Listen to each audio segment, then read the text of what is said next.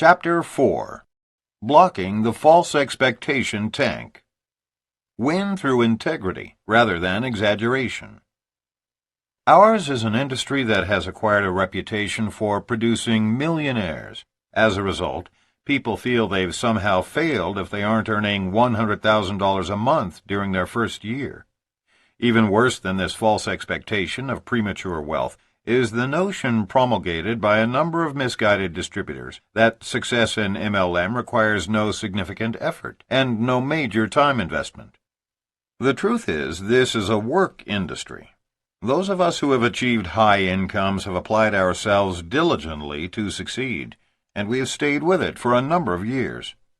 Equally wrong is the idea that you need not do anything except send people to a weekly hotel meeting and the leaders will do all the rest.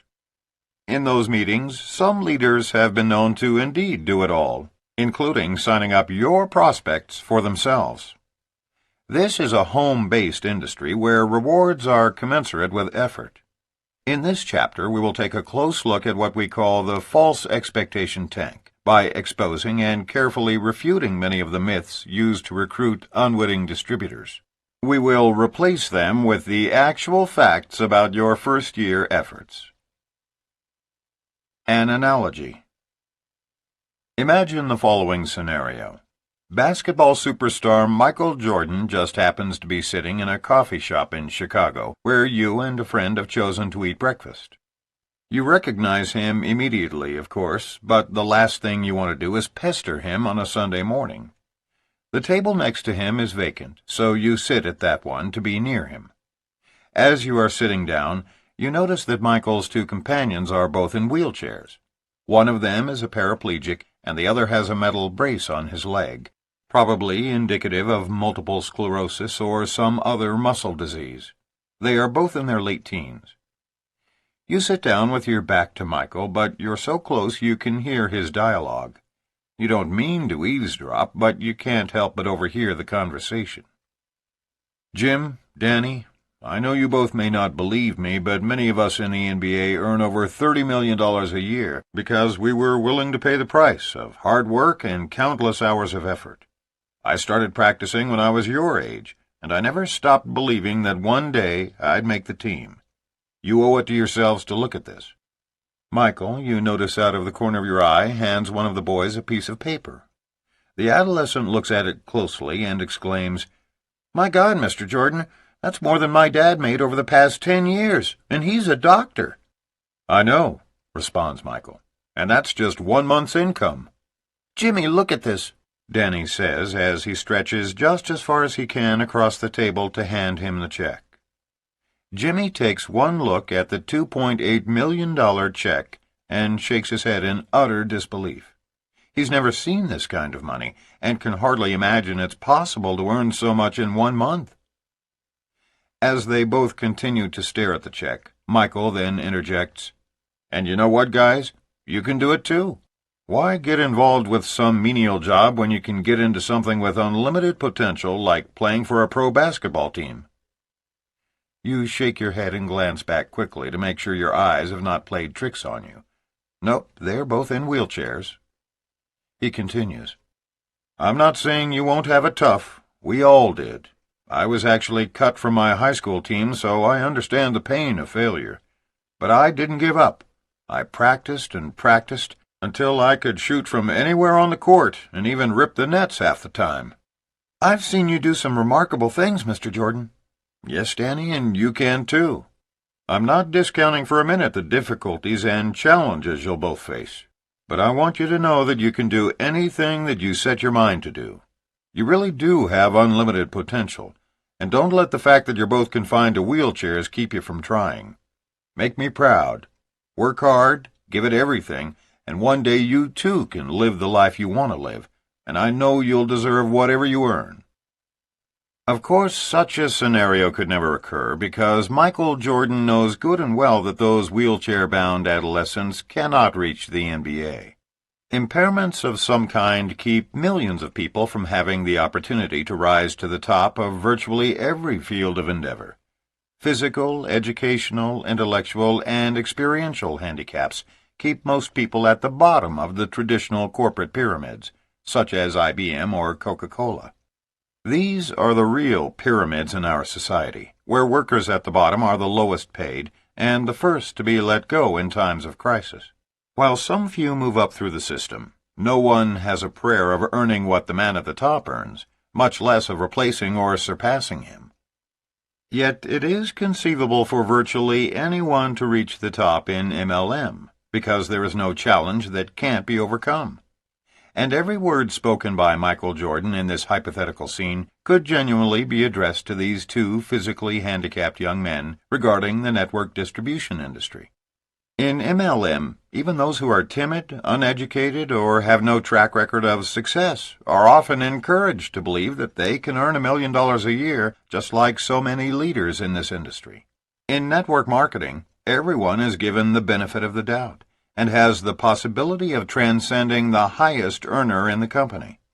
There is nothing to hold you back but the limits imposed by your own mindset. Having said that, we now want to distinguish between the potential of this business and the reality of what it takes to achieve success. While it's true that everybody, regardless of their handicaps, can achieve upside earnings potential in network marketing, we are concerned about leaders who imply that great success in this business is easy. Sometimes, after years of hard effort, all resulting in failure, some people who truly are not cut out for this business continue to be misled that they can still reach the top. There is a place in our industry for everyone, but each will experience success in his or her own way and time, and the level of success can vary immensely. And success need not only be measured in dollars. Some will develop solid, lifelong friendships, and that alone makes it worthwhile. Some introverts will come out of their shells and feel they have gained immeasurably by what this industry has done for them. Others will earn a few $100s a month and be thankful that they have something of value to do, and a little spending money besides. Some impoverished ministers will earn $15,000 as early as their 4th month. Most everyone will experience personal growth through this industry, and unquestionably, that is priceless. What better way to achieve such positive outcomes, all from home at such a low cost? The two of us met each other through this business and later fell in love and married. If you take everything else away from us, that alone would have made our time in network marketing invaluable. There is nothing of greater significance than finding your soulmate. So, by all means, show prospects the inherent potential of this business, but allow all distributors the right to discover their own levels of success. And by success, we mean having worthwhile goals and taking the necessary steps to achieve them. As long as you are taking a step forward, you are successful. Balance upside potential with the realistic picture. Incomes in MLM can become quite dramatic. We believe that anyone who has reasonable self-confidence, enjoys communicating with small groups of people while sitting at home, is coachable, and has a sincere desire to make a difference in people's lives can potentially earn $100,000 a month. However, it is important to paint a realistic picture of just how much hard work is involved in achieving financial security and time freedom. Too many distributors fail to tell the truth about the necessary effort.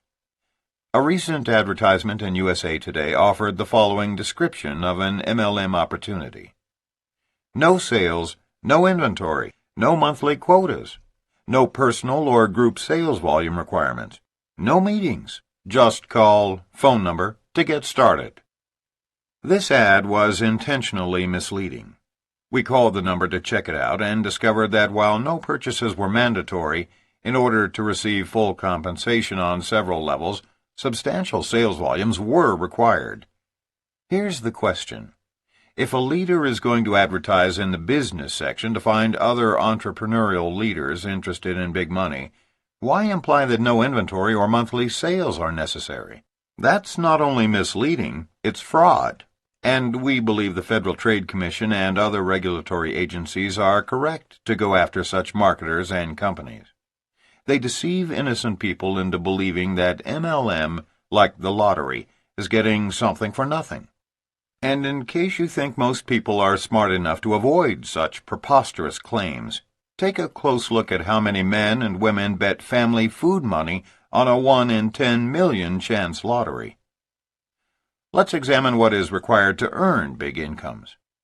Network marketing income is a direct result of the amount of wholesale products and/or services purchased by those individuals in your organization. Since most families only purchase as much as they need and use, a sizable organization is necessary to provide a large income. Lots of people ordering and using a little bit. Huge organizations are developed by individuals who personally recruit large numbers of frontline distributors and, as capable educators, teach them to duplicate their process. Our industry's leading company built a multi-billion-dollar global empire, one person at a time, over a 4-decade period. In essence, MLM is much more a teaching profession than a sales profession. Those who make it to the pinnacle of any company are usually good communicators in a one-on-one sense. Being able to deliver a speech to a large crowd is absolutely unnecessary. Duplication is what is critical. It doesn't matter how tremendous we are as individuals, but rather how great we are at teaching others to duplicate our system, as you've already read in many of our stories. But we don't want to create false expectations by waving the oversized checks in front of people without also discussing what it honestly takes to earn them. Understating the hard work and perseverance to achieve great success is the most often utilized strategy by those who create false expectations. Most people will quickly see through the false promises in a very short time and then quit. We are irrevocably convinced that the extremely high attrition rate among first-year distributors stems directly from being bashed by the false expectation tank.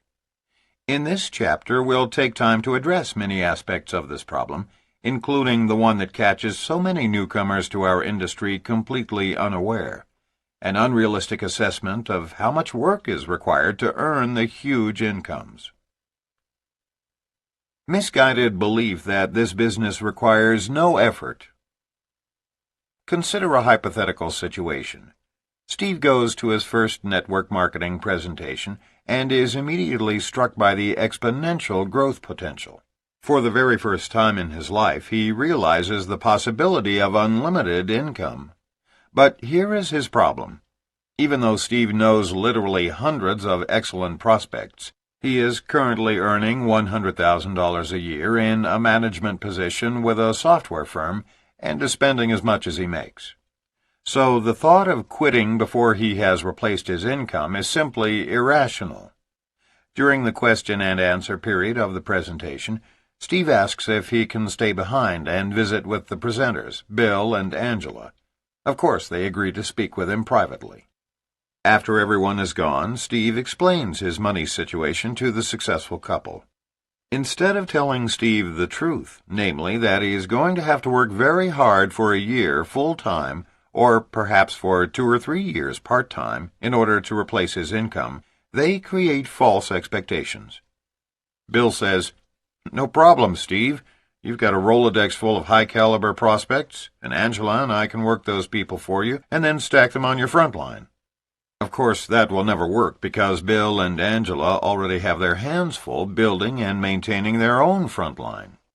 They might try, but experience has taught us that no one can do this business for anyone else. And we all know that friends respond best to hearing about a business opportunity from friends first. Then a successful sponsor or upline can reinforce what the curious prospect has learned from his friend. The power of networking is at its highest peak when it is friend telling friend. But Steve cannot possibly know all of that at this stage, having just been introduced to the industry. So, to him, it sounds good. Based on what Bill has told him, he signs up, makes a list of his top 200 prospects, and turns it over to his sponsor. The false expectation tank hits Steve hard and fast. It doesn't take very long for him to realize that he is not going to get something for nothing in this business. Even if Bill makes good on his promise and signs up a few quality distributors on Steve's front line, Steve will still have to roll up his sleeves and work extremely hard, or the people beneath him could roll past his pay levels. But what ordinarily happens is that Bill can't convince Steve's friends to do something when Steve is not actually approaching them himself. Here's the point. Rarely, if ever, has a person in network marketing had the time and energy to recruit, build, and train more than one large frontline. We have not met anyone who has done so. Typically, after half a year of little or no activity, Steve quits. But he doesn't really go away. From that day forward, whenever network marketing is mentioned in his presence, Steve remarks, "Yeah, MLM is such a scam. I gave it my best shot for half a year and had a sponsor who was supposedly making big money, but I never saw a penny."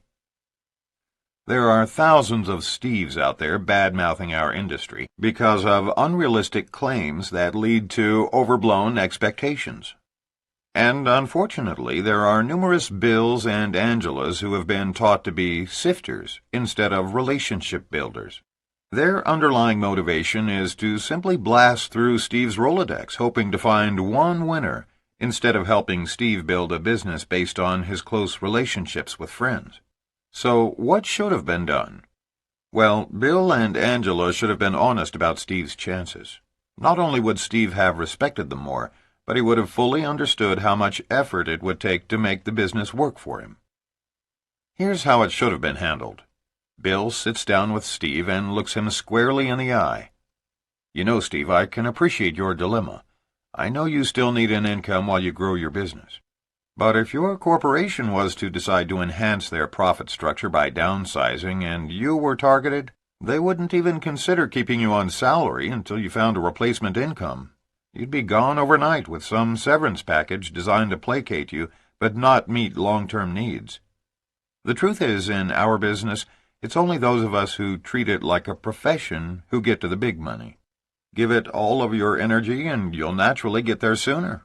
Undertake it part-time and stay with it steadily and you'll get there eventually. But there is no way for you to earn big money by exerting only minimal effort. That is, by simply turning all your prospects over to your sponsor." Steve listens but still doesn't fully understand. He responds, "Well, how do guys like me do this business? How does anyone ever get to the kind of money I've been hearing about?" Steve, it's true that many leaders in our industry earn over $50,000 a month, and most could afford to retire on that income in half a decade. Compared to retirement on a little pension after 40 years in your profession, our offer is very attractive. But I'd be doing you a disservice if I didn't tell you the truth. And the truth is, to hit those numbers, you would have to tighten your belt and do this business full-time. The other option is to work very aggressively part-time until you've replaced your income, and then go full-time. If you decide to do it either way, great. Angela and I will work with you side by side until you reach your goals.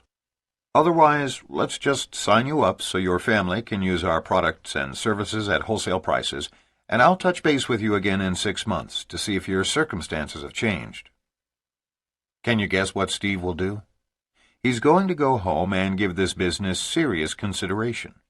He has no illusions about how hard he's going to have to work, and, frankly, he respects Bill immensely for his honesty.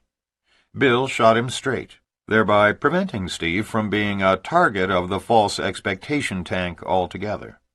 He's going to carefully think it through. 1. Either his future is brighter in network marketing and he's willing to make the gutsy move to live off his savings for 6 months and give this business his full-time effort. 2. He'll choose to take the precautionary approach and replace his income first by remaining on his job and working the business part-time, which will take substantially longer. Or 3. He'll order some products or services at wholesale and become a good customer. If he chooses against all of these options, at least Bill ends up with a great prospect he can call every 6 months until the time is right, instead of creating an angry distributor who, because of misinformation, now badmouths the entire industry whenever possible. Remember, in the network distribution industry, honesty is everything. Cheat someone at work and 8 office workers will hear about it. Cheat someone in our industry and 200,000 people in 20 countries know about it within a week. And when an upline distributor deceives a downline distributor, it is not easily forgotten or forgiven. It is the most detestable offense in our business. Think about it in terms of your own company. Those who are guilty of cheating others are the most despised people, and the sad part is, no matter how many apologies you make, once it is done, you can never recover. Your reputation within the company is irreconcilably damaged. We've seen it happen in several companies, and it is one of the most easily avoidable tragedies of our business. Our industry affords us daily opportunities to discover our true worth. There are countless moments when we are faced with situations that require moral decisions. Each one is a personal test of our integrity, and sometimes no one will know but us, but we are challenged more than anyone in any field of endeavor to raise the standards of human values. This integrity must begin with our very first presentations. Tell the truth about your marketing plan and the tremendous amount of work necessary for success. Offer your support, but never offer to do work for a new distributor that you barely have time to accomplish for yourself. The more honest we are about the hard work in our business, the less attrition we will experience, and the more respect we will build for our industry. Unrealistic assumption about the numbers needed to succeed. Beware of the unrealistic assumption about the number of individuals that you need to personally recruit. Some companies have joined with field distributors in an effort to further the myth that you need not be particularly prolific in sponsoring people in order to prosper. Bunk. While there are exceptions, most successful leaders have had to sign up large numbers on their front line. Most of the truly big-time income earners in the field of network distribution have, over time, personally sponsored at least 100 frontline distributors, and many have sponsored even more. However, there are always some exceptions to this rule, and Michael DiMuccio of Kleinburg, Ontario, is one such example. After struggling for 13 months in one MLM company, Michael found another that had remarkable products with which he could readily identify. This is how he describes his experience after joining the new company. During the initial launch phase, I prospected about 100 people and recruited 26 frontline. By placing so much emphasis on the relationship between myself and those 26 recruits, 5 became long-term business partners. Not everyone who signed was as committed as I was, or, obviously, they would still be with me.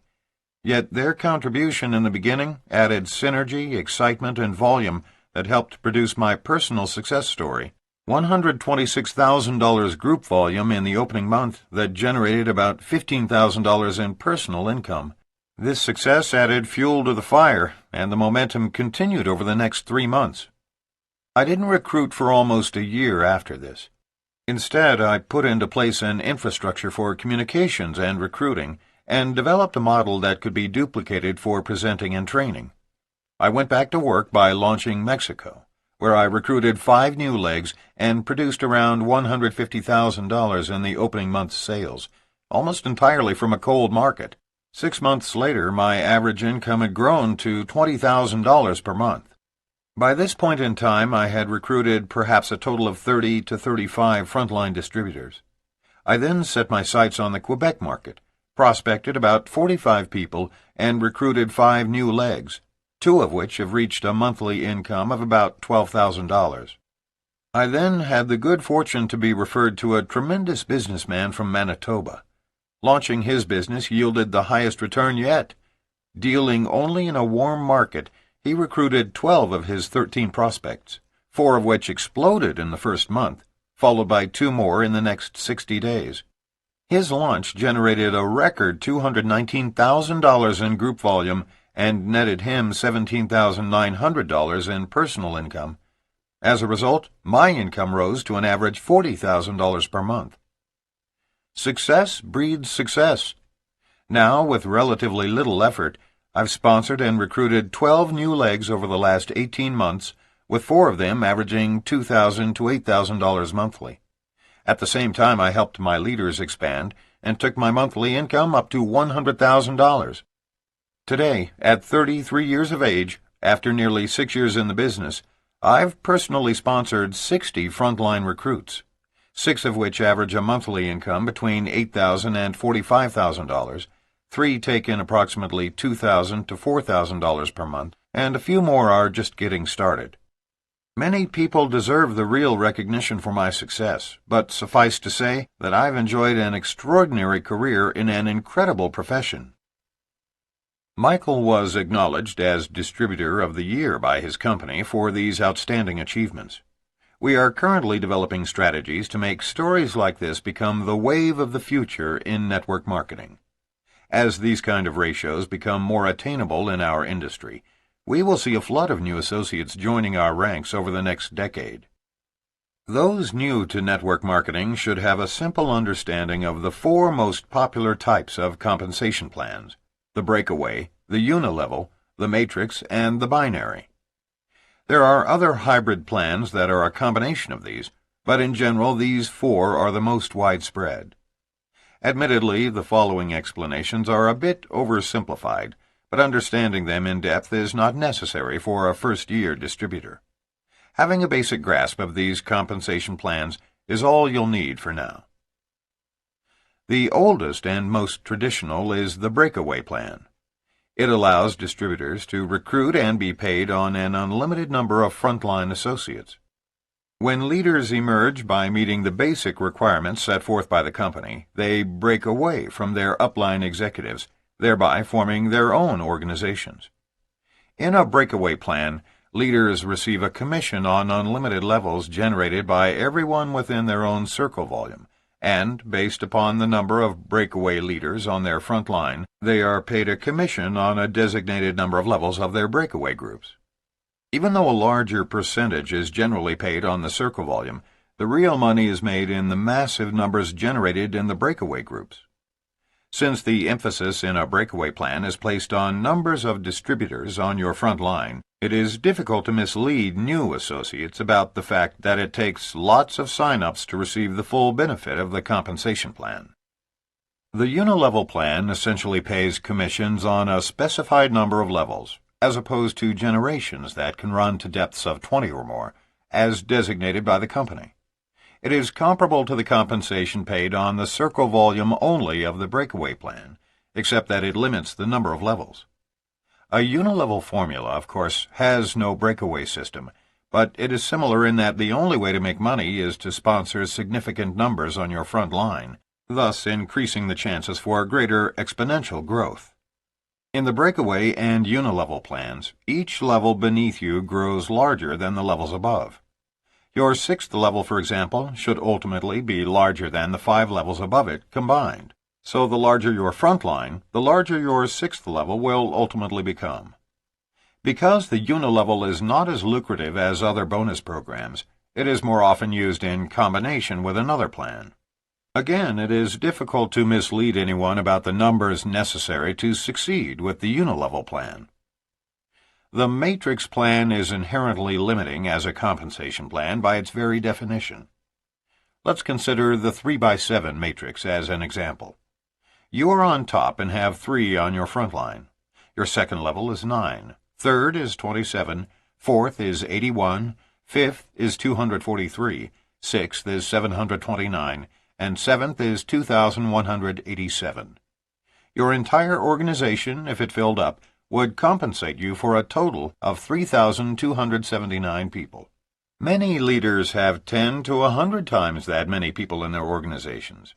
It's literally a case of converting an unlimited opportunity into a limited income position. What's worse, it's very difficult for those below you to succeed in this system. Let's pretend that everyone on your 7th level has a sincere desire to succeed in filling up each of their matrix organizations. That would require a company of over 2 million distributors. The problems now arise because for people to succeed on that 7th level would require recruiting the equivalent of the entire populations of China, the United States, and Germany. Disregarding the reality of the matrix plan, the sales pitch still is, all you have to do is sponsor 3, only 3. The company literature and the entire sales force then promotes the idea that you can be successful in their venture if you only personally sponsor 3 others. And that's precisely all that most people end up doing, if that. But what we want you to understand is this. Nobody in any company at any time in our industry's history has succeeded in earning the truly big checks after personally sponsoring only 3 or 4 people. That is false expectation ad absurdum. If you are working a matrix plan, be prepared to personally recruit enough associates to fill up your first 4 or 5 levels. Do that, and you'll likely prosper. A matrix plan will only work if you do. The binary plan is the most recent hybrid in the chain of new compensation plans. If you like the matrix, you'll love the original binary. The premise here is that all you need to do is sponsor 2 frontline individuals, who are called your profit centers. Once you've got your 2, teach them both to duplicate what you've done, and so on until, poof, you're rich. Not in most cases. It may be perfected in the future, but as of the time of this writing, many of the binary plans we've reviewed require distributors to balance the sales volumes of both sides of their organization. And if left on their own, each side tends to grow at radically different paces. Since balanced volumes just don't happen by themselves, distributors need to focus constantly on adding enough quality people to either or both sides in order to keep volumes in balance. Otherwise, distributors are paid only on the lower of the 2 sides of their binary-shaped organization. We can already hear the shrieks and screams of matrix and binary companies who don't read this chapter carefully, so please be clear on what we are saying before you react. We've met people who are dramatically successful in every kind of compensation plan in existence, and we do not advocate one above the others. Whether in a breakaway, a unilevel, a matrix, or a binary compensation plan, you must personally recruit or play a long-term personal role in the recruitment of a significant number of distributors to be successful. We have heard popular authors and top leaders suggest otherwise. Don't be fooled into believing that you need only sponsor 2 or 3 frontline networkers to find your way to unlimited wealth. No matter which compensation plan you choose, success requires lots of hard work. We do not mean to pass judgment on compensation plans, but rather to caution leaders in a matrix or binary plan against creating false expectations as they present their plan to new prospects. Unrealistic assumptions tend to emerge most often from those plans that limit the number of frontline distributors. Carol Fitzgerald of Dundee, New York, found herself a victim of false expectations with a brand new startup company. She felt doubly deceived because she had networking experience, and in hindsight, felt she should have seen it coming. I had been working part-time with a large network marketing company for about 3 years while homeschooling 2 children. I was a distributor with a large, solid nutritional and household product company. I wasn't shattering any records, but for the time I invested each week, I had a nice income, and it had a steady increase each month. My organization was comprised mainly of women who had careers in corporate America, but wanted to be able to stay home with their children while still maintaining an income. All was progressing well until a friend of mine phoned to tell me about some incredible environmental product that I just had to try. I asked if it was a network marketing company, and explained to her that I was really committed to my present organization, and I wasn't interested in working with more than one company. She's very creative and wasn't easily discouraged, as she knew of my current success. My birthday was 4 days later, and a large box arrived, containing a complete sampling of products and a brief explanation of an unbelievable compensation plan. Now I knew why my friend was so excited. The products were great, and the money offered was staggering. Binary pay plans were brand new. I had been working with a matrix program and didn't know much about binaries. They seemed too good to be true. Why didn't those warning bells go off? This was truly an unbelievable opportunity for fast growth and quick cash. It paid weekly for every $1,000 worth of products sold, with $500 on each leg. $250 was paid out in commissions. Sponsorship didn't matter. There was no limit on depth, and best of all, volume was never lost, but carried over until a balance was achieved. Typically, for this type of plan, distributors were qualified to receive commissions once they had purchased $100 in product and sponsored just 2 other people who did the same. Distributors could personally purchase up to 3 positions, there was no age limit, and everyone in a household could have their own distributorship. I was hooked. This company had everything. The products truly were revolutionary. They could help the environment, and the money was fantastic. I could help all of my family and friends, who were still friends then. All they had to do was buy $100 worth of these wonderful products, and I could place them in my organization and build under them. I dived in head first. I started with 3 positions, placing my children, great college fund, below me, followed by my husband, parents, in-laws, grandparents, siblings, and everyone I knew. It didn't matter if they had network marketing experience or not. Anyone could understand this pay plan, and besides, they were helping the environment. Of course, everyone in my group did just what I did. Nearly all of them came in with 3 positions and encouraged friends and family to do the same. We signed up churches, schools, and other not-for-profit organizations, who in turn rallied all of their supporters. My organization exploded. This was truly what networking was supposed to be. My products arrived the 2nd week. We didn't have distributor kits or training manuals yet, so I wrote materials for my group to use. The company liked my tools, so they used them corporately. I organized conference calls and conducted training sessions. The money was rolling in and everyone was thrilled. Then it happened.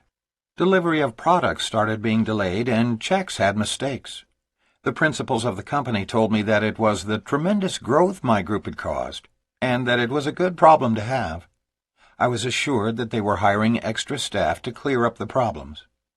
We continued to fax in hundreds and hundreds of applications, but I was concerned enough to start tracking my own organization. I had all of my group fax their applications to me so that I could monitor the growth. I discovered a major discrepancy in what was owed to my people and immediately jumped on a plane armed with my charts. When I arrived, the corporate heads looked at my documentation and were aghast. They had no idea the problem was this severe. They brought their programmers in and decided that they had a programming error and would have to re-enter all of the thousands of applications in order to fix it. Of course, we shouldn't lose momentum, so I was urged to remain positive and keep recruiting. They claimed to have fired the person who was responsible for fouling up product orders, and I was guaranteed that everything would be back on track within 2 weeks. We kept on recruiting. Even though checks and product orders were sporadic, they seemed to be trying. Then came Black Monday. It started when my mail arrived and I found out that my last 2 checks had been returned for insufficient funds. The phones started to ring, and people were no longer thrilled. Hundreds of people had all received the same mail, and they all had my phone number. The company phone number had a recorded message saying that it had been disconnected. Reality set in. When I finally reached the president of the company, he explained that this situation was all my fault. It seems that they had never planned on someone completely balancing her organization, and worse yet, teaching everyone to do the same. My balanced group had maxed out the pay plan after only 8 levels, and my organization reached more than 30 levels, totaling several thousand distributors. The company closed its doors, teaching me a lesson and giving me a birthday present I'll never forget. Unfortunately, it also left my family and many of my friends with very negative feelings about network marketing that have taken me years to overcome. I still have a copy of my largest uncashable check in my daytimer to remind me that in network marketing, as in any other business, there is no get-rich-quick program unless someone gets hurt.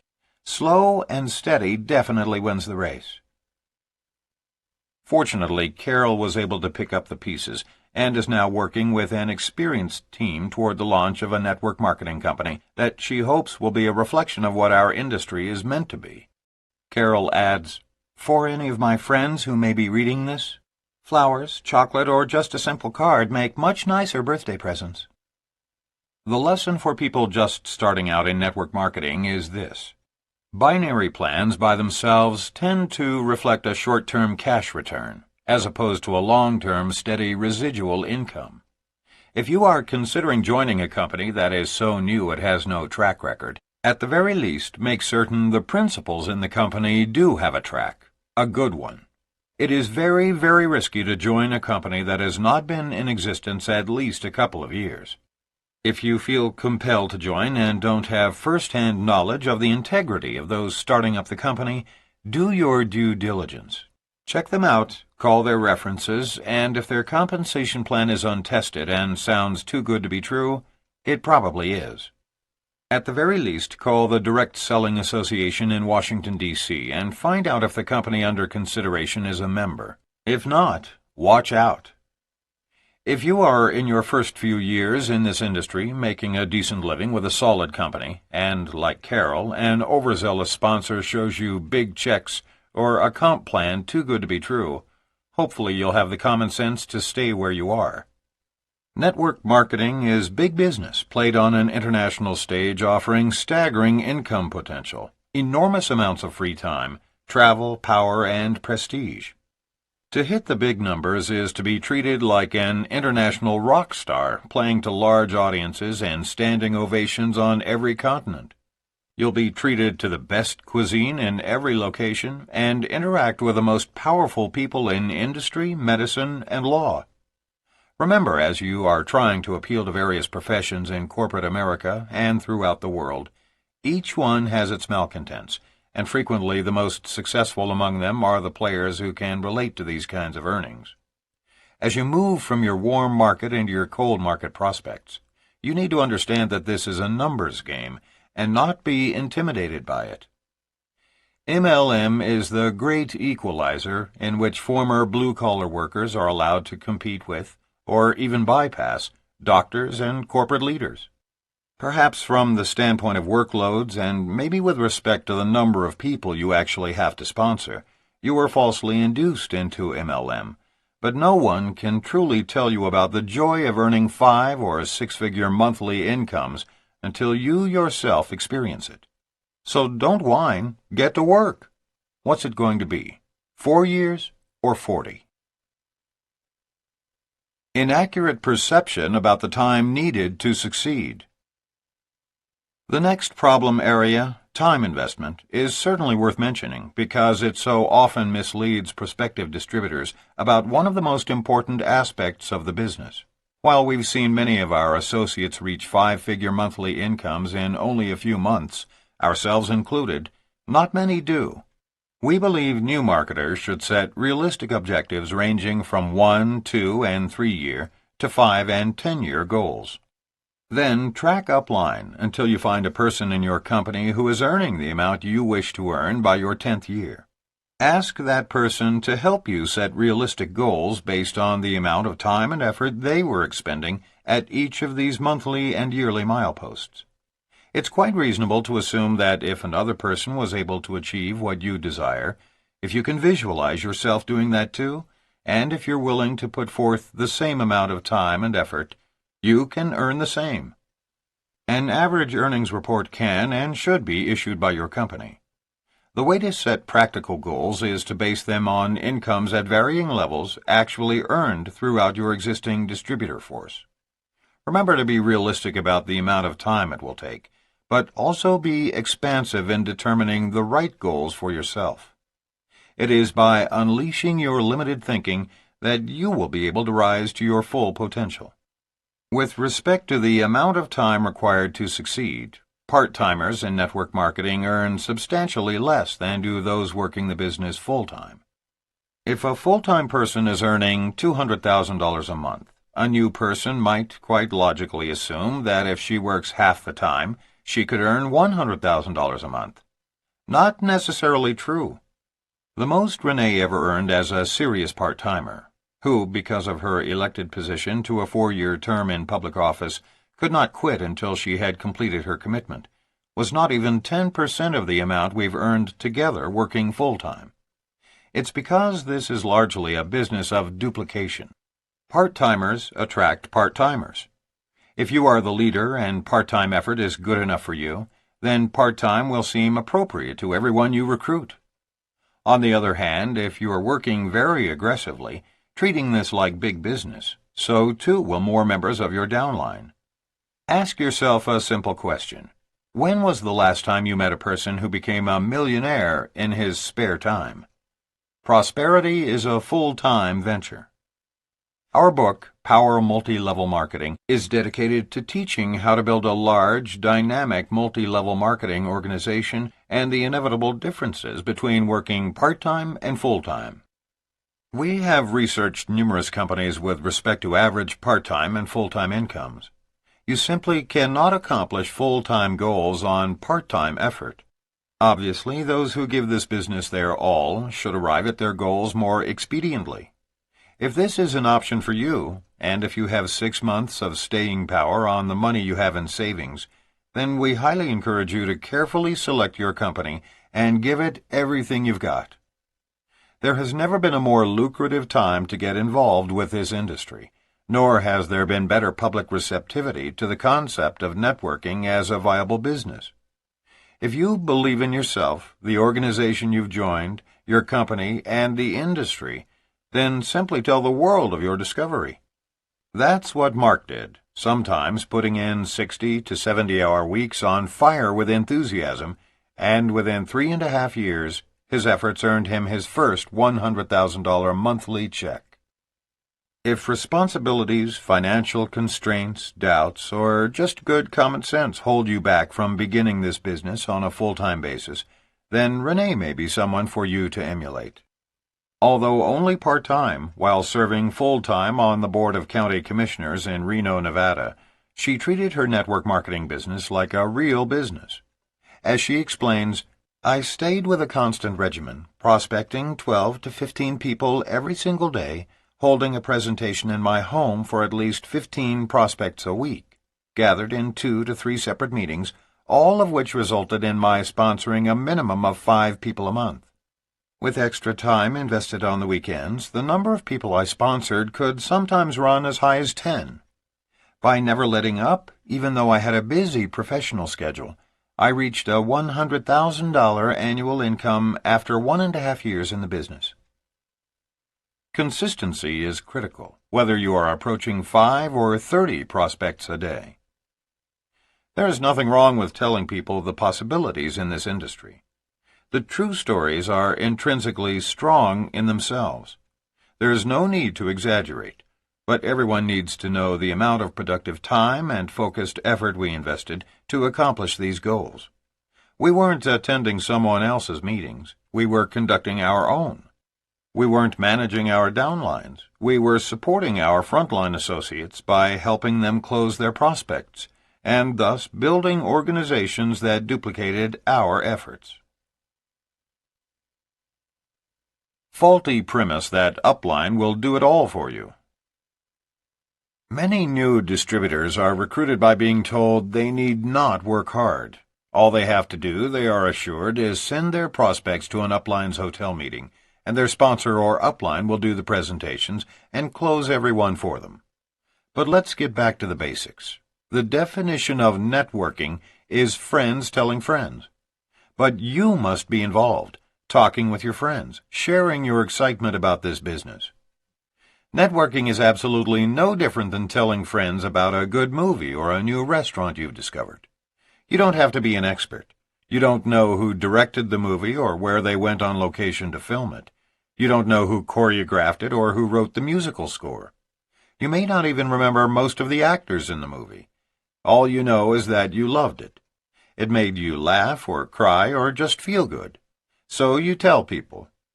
No one expects you to know everything about it. Based on your word, they will probably go see the movie the next time they are in the mood, just because you recommended it. Hearing about it friend to friend is the essence of what makes network marketing an effective method of distribution. But what would you think if a close friend called you and said, "Hi, it's me. I've got a lady on the line who introduced me to a new movie last week. We went and saw the movie and liked it so much that we've both called you. I'd like you to speak with her. She's on the line to answer any questions you might have about the movie because she's seen it more times than I have." Get the picture? There is a place for upline support.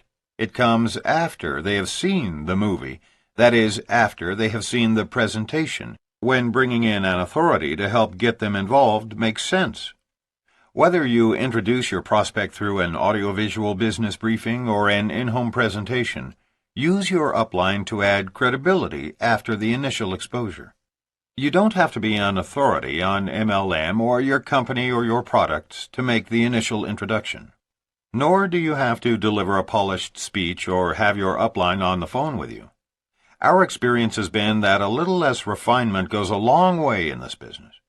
As you share your enthusiasm about what you've learned, particularly at the presentation, you want people to walk away thinking, "I can do that too," not, "Wow, what a brilliant presenter she was."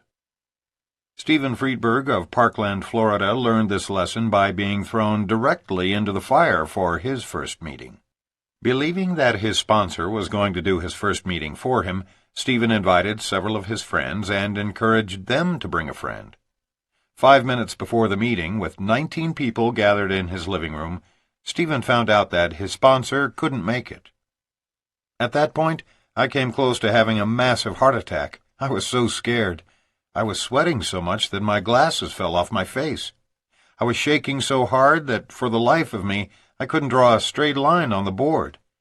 The meeting that was supposed to last an hour took only 19 minutes because I had told them everything I knew.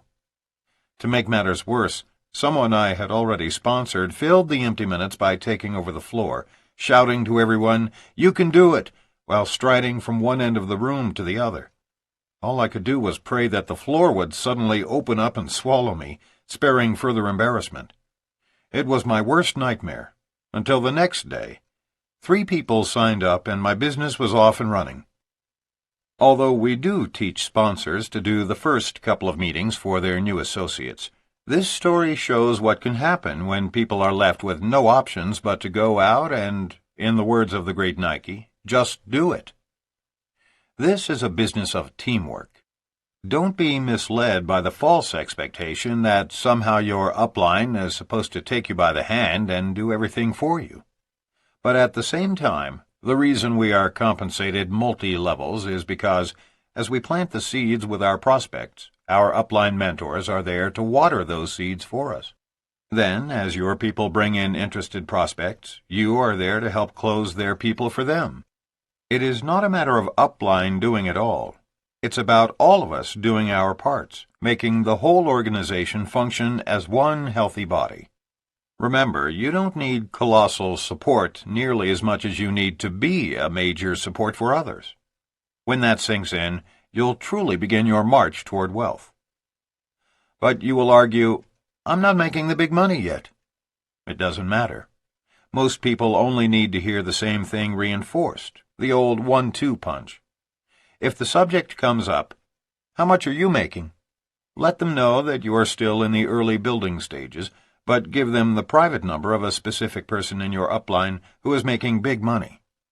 Our experience is that only a small number of them will follow through and call. What they really need to hear is that what they've been told is being accomplished by someone beyond their friend, someone to whom they will also have access.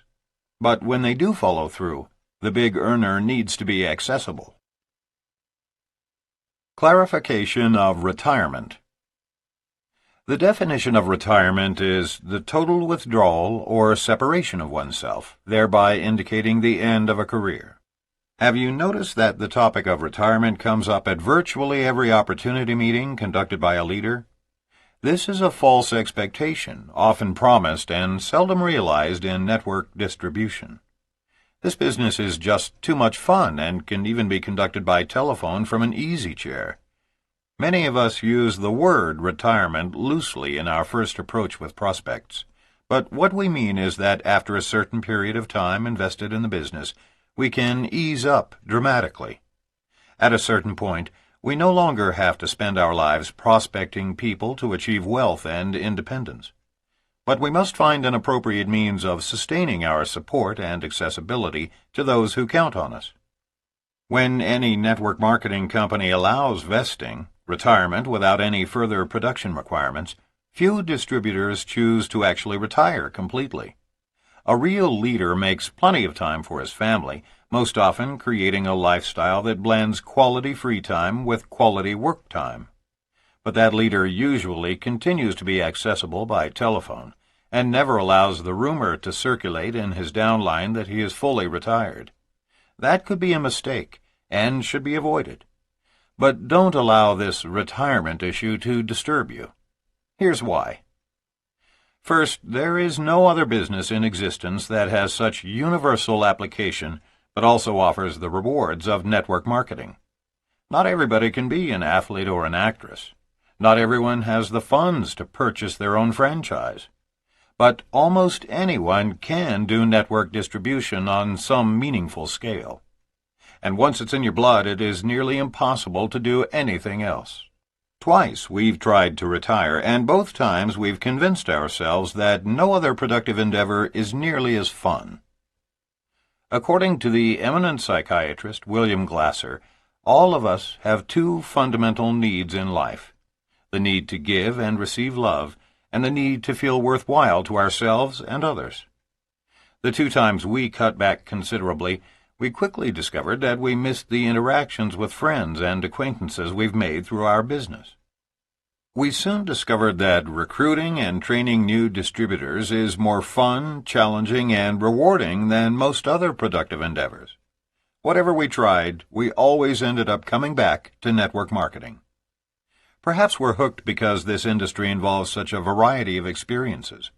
When we write, speak to groups, or work one-on-one with people on the telephone, we are involved in personal growth, marriage counseling, family values, company politics, integrity issues, small businesses, global businesses, and a variety of different cultures from all over the world. The personal goals and entrepreneurial dreams of every single person with whom we interact are of paramount importance to us. Given both of our backgrounds, it is proven impossible to find another profession with such a dramatic impact on so many people. We don't care how often you've heard about network marketing retirement. The truth is, our downline will always strive to duplicate us, and the last thing we want is a downline of retired leaders. Craig Bryson, a major international player in networking, has always warned leaders in this industry about the trickle-down effect. Any company that allows vesting or retirement without any monthly production requirements could eventually destroy itself from the top down. We concur. In fact, many of the top MLM companies offer 1 or 2% of total profits to be shared among its leaders, or, in lieu of that, have created an addendum to their compensation plan that provides its leaders with the incentive to continue being productive. This is not only valuable for the leaders, but also for the downline distributors who tend to duplicate their upline's activity, or lack of it. Remember, whether you are speaking to groups of 5 or 500, don't dangle the retirement carrot in front of prospects without qualifying it. Better yet, focus on MLM's ability to bring about self-determination in their lives. Most people would be very pleased if they could just spend 10 or 20 hours each week at home with their families, hours they currently must spend in the office. Because we love what we do, it is sometimes difficult to know when work stops and play begins. Instead of 12-hour days, we now spend a few hours in productive work, and the rest of the day in activities with our family, playing tennis, snow skiing, paragliding, and reading or writing books. Because of the freedom allotted us in this business, we are able to take time out to write or teach classes like the certification course we teach in America and Asia with Dr. Charles King. But our outside work is not limited to network marketing. Mark is currently writing a love story, and Renee is writing a self-help book based on her own life experiences. Mark is spending time developing a prison program, and Renee is the board chair of a homeless project. In other words, prospects should be told that they may look forward to unlimited freedom in a very few years, the freedom to do what they want, when they want to do it, while continuing to act as role models and support to their downline. Think of network marketing not as a career, but as a vehicle to help you do the things in life that really matter to you. This explanation is much more in line with what actually occurs in the lives of successful networkers. Erroneous view that no product or service need be sold. Network marketing is the orderly word-of-mouth distribution of products and services directly from the producer to the consumer. As products or services are purchased, the distributors responsible for those orders are compensated through multi-levels in their organization. This is the definition of network marketing, and why it is often referred to as multi-level marketing. With this as the very basis of our industry, we find it difficult to understand how anyone can stand before audiences and say, "In our business, you sell 0 products. All you need to do is present the compensation plan and sign people up." Of all the false expectations created, this one is the most inaccurate because it denies the very essence of our business and makes government regulators suspicious of the industry. We understand why some well-intentioned leaders say this, but it doesn't make it any less hurtful to our industry. Network marketing is often avoided by great prospects who fear that they will have to peddle products, lots of them, perhaps even door to door. Some men and women worry that they will actually become door-to-door cosmetic salespeople. To offset that erroneous notion, many aggressive leaders will suggest that new prospects need not sell anything. The truth is this: network marketing is about a lot of people using and sharing a little bit of product. For the system to work, each of us must do our part. Our home should be filled with our products and services. To novices we teach a battle cry: just get 10. After personally using the products or services, we insist that our new frontline distributors begin by finding 10 customers among their immediate family and close circle of friends. That's all, just 10. Everyone should be responsible for finding 10 legitimate retail customers before building a sizable network organization. It doesn't take months to do this. It can be dealt with in a matter of days, but it must be done before they are ready to begin the more dramatic and lucrative part of the business, recruiting others who will do the same. Simple math makes it easy to understand the importance of each person creating product movement. If you sign up without ordering or sharing the products with others, you have created 0 volume.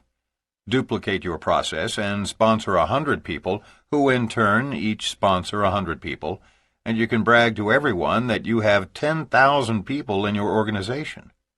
The downside is that if they all duplicated your effort, 10,000 times 0 is still 0. There are 2 kinds of product movement that are up to each of us: personal use and customer orders. Based on your company's compensation plan, we encourage you to set specific goals and duplicate those throughout your organization. For example, we encourage our distributors to strive for $500 a month of personal sales volume. That includes the personal use of the distributor's immediate family and customer orders from the rest of their family and friends.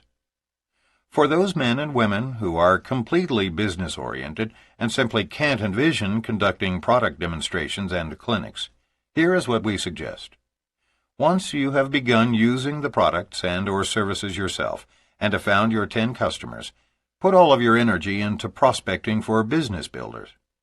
As you sit down with small groups of prospects to show them the business presentation, you will inevitably have people who don't sign up to become business builders. However, they may be interested in the products or services your company offers. Without having gone out of your way or exerted extra energy, you simply service those people as retail consumers. Others will sign up, interested only in getting the products at wholesale.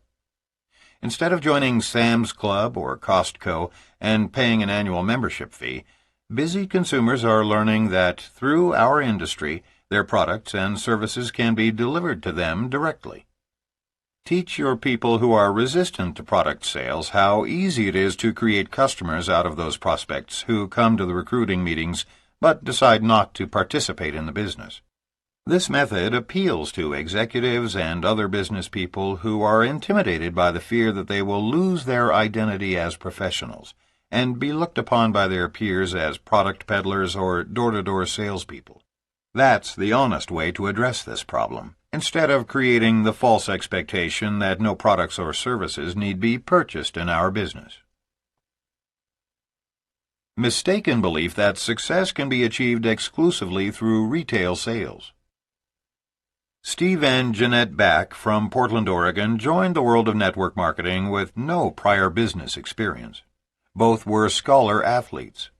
Steve played professional football with the Detroit Lions for 5 years, and Jeanette still teaches peak performance aerobics. As they explain, the attraction for us was big money and free time. We embraced the product line wholeheartedly, but made the fatal mistake in the beginning of not seeking out upline mentors who had previous success in the business. We built a retail base of more than 100 customers and looked at our check after 1 year in the business and said, "There's got to be a better way." There was. Our new focus was on duplication, keeping it simple, and constantly adding new recruits to the pipeline. Once we instilled these principles into our personal business, it was easy to teach others. When you stay busy looking for people who are at the right place and time in their lives, you don't worry about the ones who say no. Today, our life works. We've replaced our NFL income and, more importantly, our time is our own. So many people come into this business hearing about the upside potential and believing that all they have to do is sell some products to get to the big money. Not true. Ours is a business of each of us doing our little part of moving products or services. As with Steve and Jeanette, the money comes once you successfully recruit a large downline and duplicate that process. The average person will not be responsive to hype. People today are much more sophisticated than they were 2 or 3 decades ago. We've all been bombarded with millions of slick Madison Avenue advertising campaigns before we reach adolescence. By the time we reach maturity, we've seen our share of carnival barkers, sales professionals, and pushy, arrogant marketing reps. A 20-year-old today is more jaded and cynical than a 60-year-old in 1940. The very last thing people want is a high-pressure pitch on an MLM opportunity. Most people today can smell a rat the minute it emerges and can easily see through lies and fabrication. Our business already seems too good to be true. There's absolutely no reason to attempt to make it even better with false statements about exaggerated income, early retirement, or zero sales. We suspect that most professionals avoid our industry because it doesn't make sense that an ordinary person with only a high school degree can become a millionaire in 3 years with virtually no risk and no capital. When a thinking person is exposed for the very first time to network marketing by a competent leader who simply articulates the facts honestly, one of 2 things will occur. Either that prospect will walk away shaking her head in total disbelief, or she'll lose sleep for a week from the excitement of our potential earnings and lifestyle. No one need ever exaggerate nor falsely explain our industry again. The facts are sufficient in and of themselves. Think for just a moment about how preposterous these facts must seem to a prospect who knows very little, if anything, about our industry. Although we all say it in a multitude of diverse ways, here's essentially what we are presenting to people. We are asking them, first of all, to believe that network marketing is much more lucrative than most franchises, yet to begin it costs less than $100 or $200. If the owner of a great franchise like McDonald's earns more than $200,000 a year after having invested $1 million in the franchise, how on earth does an MLM distributor earn $200,000 a month on an investment of a couple $100? It doesn't compute. The franchise owner has to acquire property and build a large structure, but the network distributor works at home. The franchise owner pays out $10,000 a week to employees. The network marketer needs no employees. For the first 6 years, the franchise owner is nothing more than a shift change supervisor for a bunch of pimply-faced teenagers before he breaks even. In half that time, the MultiLevel marketer is working 25-hour weeks and thoroughly enjoying her life. We could go on and on ad infinitum because the life of a successful network marketer seems preferable to the life of anyone in traditional business. You get the point. MLM seems too good to be true already.